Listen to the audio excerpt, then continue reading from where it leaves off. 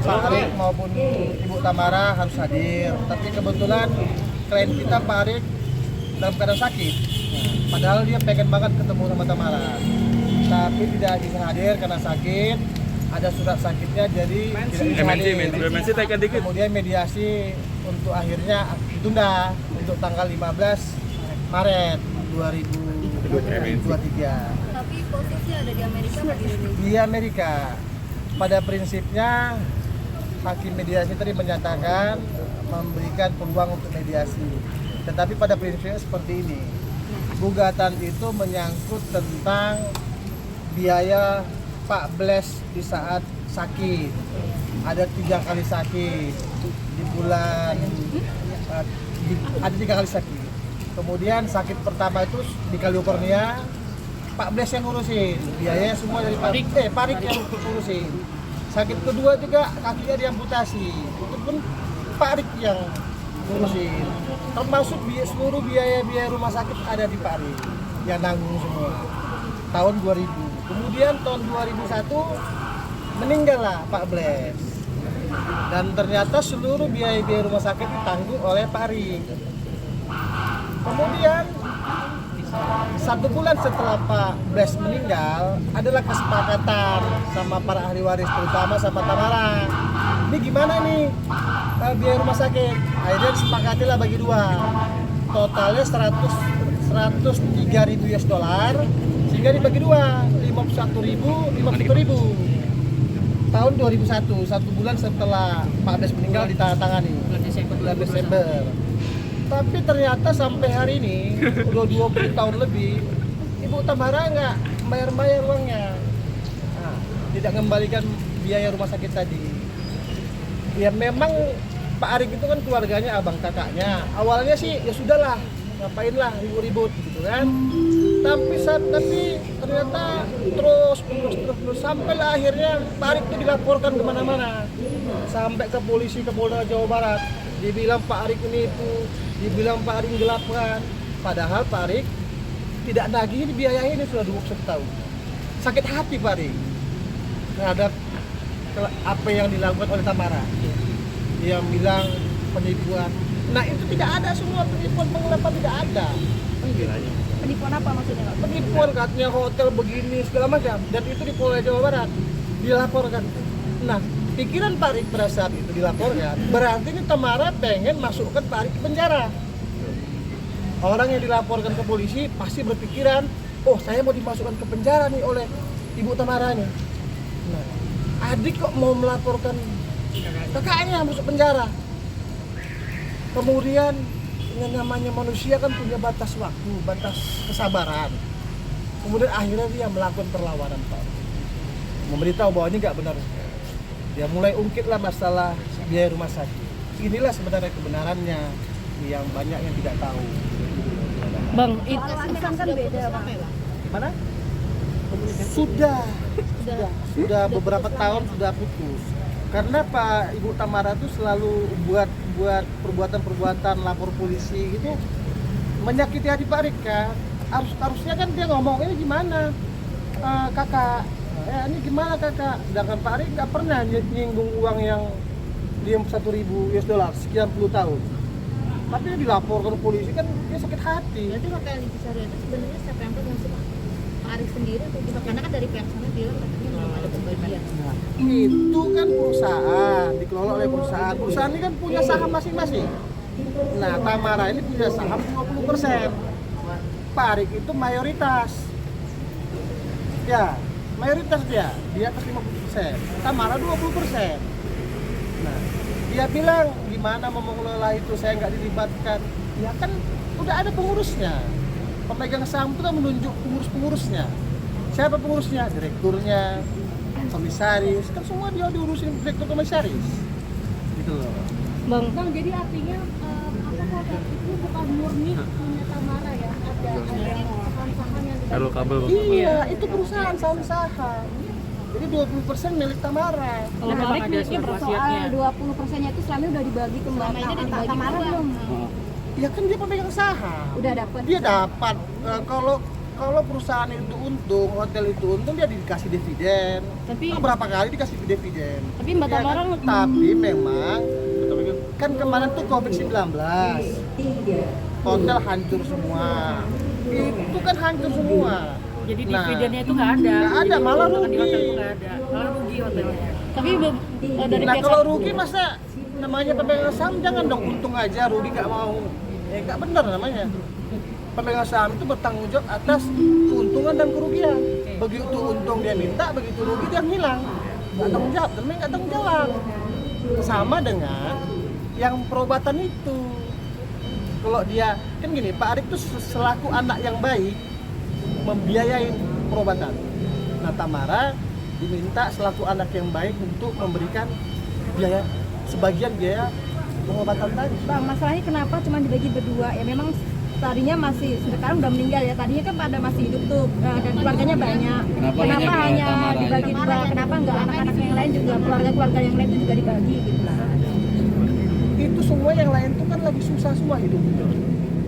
Tamara kan lagi banyak duitnya Pada saat itu. pada saat itu. Yang lain tuh kan lagi pada susah semua. Masa dia bebankan semua ke, kan enggak, udahlah biar Tamara aja. Tamara juga udahlah biar. Nah, sekarang Tamara ngelak lagi. Ya gua harus nggak bayar deh, gimana? Ditanya. Tapi dari pihak sana bilang tidak ada hitam di atas putih Pak, perjanjian itu Bang. Sudah ada tanda tangan Tamara. Kita nggak akan buat gugatan kalau tidak punya bukti. Tamara sudah tanda tangan 50% itu ditanggung oleh Pak Arik, 50% ditanggung oleh Tamara. Sampai hari ini 21 tahun Tamara belum mengembalikan biaya tadi. Sampai serpun. Artinya setelah ini Dan itu sebenarnya tidak mau dituntut juga sama Pak Arik. Sebenarnya karena sekian puluh tahun sampai Tamara, Pak Arik punya batas kesabaran, dia dilaporkan menipu, menggelapkan hotel. Berarti kan dia mau masukin penjara, makanya dia beginikan. Dia bereaksi dalam gugatan ini. Tapi di dalam media, di ruang mediasi sana tidak mempermasalahkan bersangkutan warisnya Bang, tapi lebih menekankan hubungan saudara antara kakak dan adik. Iya, Kalau mediasi. misalnya Pada prinsipnya kami ini selaku pengacara pengen kan juga berdamai lah. Namanya kakak adik, masa nggak bisa berdamai. Jadi tidak hanya pihak Tamara maupun pihak pengadilan, kami juga menginginkan. Tapi semua itu kan kembali kepada prinsipal kita, kan begitu. Dia sakit hati, dilaporkan ke polisi, mau dimasukkan ke penjara sama adiknya. Gimana coba? tapi kalau untuk ada kemungkinan untuk berdamai kan dengan Tamara. seandainya Tamara cabut laporan di Polres Jawa Barat, apakah udah itu juga Kami akan, kalau pihak Tamara mempunyai itikat baik semua, bagus-bagus, kita juga bagus-bagus, kita mungkin sampaikan. Yaudah bagus-bagus lah, nggak usah ribut-ribut. Kami juga nggak menginginkan loh ribut-ribut gitu ya, perselisihan begitu. Apalagi ini kan keluarga, kalau bisa selesaikan lah di antara mereka ya. Tadi pada intinya dia marah, sakit hati gara-gara Tamara melaporkan dia ke polisi.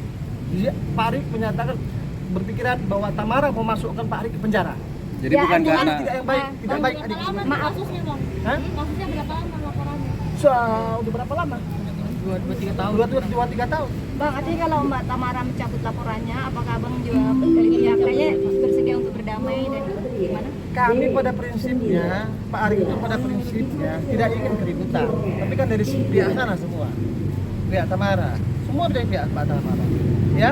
Iya. Begitu ya kira-kira ya. Pada prinsipnya kami kasih solusi yang terbaik bagi klien kami ya. Solusinya apa nih tadi? Hah?